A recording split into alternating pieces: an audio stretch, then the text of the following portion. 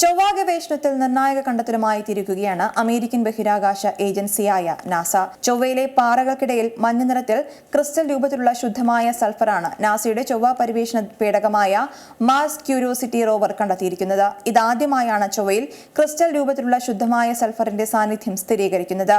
ചിത്രം സഹിതമാണ് ഈ ശുഭവാർത്ത നാസ പുറത്തുവിട്ടത്. ഈ വർഷം മെയ് 30-നാണ് റോവർ ഈ കണ്ടെത്തൽ നടത്തിയത്. പൊട്ടിച്ചിതറിയ ഘടനയിലുള്ള പാറക്കഷ്ണങ്ങളായാണ് മഞ്ഞ നിറമുള്ള സൾഫർ കിടക്കുന്നത്.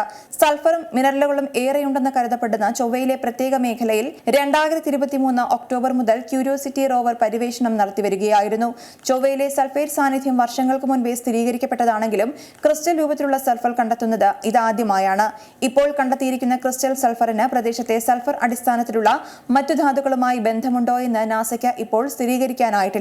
ക്രിസ്റ്റൽ രൂപത്തിലുള്ള ശുദ്ധമായ സൾഫർ കണ്ടെത്തുന്നത് മരുഭൂമിയിൽ മരുപ്പച്ച കണ്ടെത്തുന്നതിന് തുല്യമാണ്. ഇത്തരം വിചിത്രവും അപ്രതീക്ഷിതവുമായ കണ്ടെത്തലുകളാണ് ബഹിരാകാശ ഗവേഷണത്തെ ആവേശഭരിതമാക്കുന്നതെന്നും കാലിഫോർണിയയിലെ നാസ ജെറ്റ് പ്രൊപ്പൽഷൻ ലബോറട്ടറിയിലെ ക്യൂരിയോസിറ്റി പ്രോജക്ട് ശാസ്ത്രജ്ഞനായ അശ്വിൻ വാസവാഡ പറഞ്ഞു. ചൊവ്വയിലെ ഗഡീസ് വാലിസ് ചാനലിൽ പര്യവേഷണം നടത്തുന്നതിനിടെ ക്യൂരിയോസിറ്റി റോവർ കയറിയ പാറ പൊട്ടിച്ചിതറിയപ്പോഴാണ് ക്രിസ്റ്റൽ രൂപത്തിലുള്ള സൾഫർ പേടകത്തിലെ ക്യാമറയിൽ പതിഞ്ഞത്.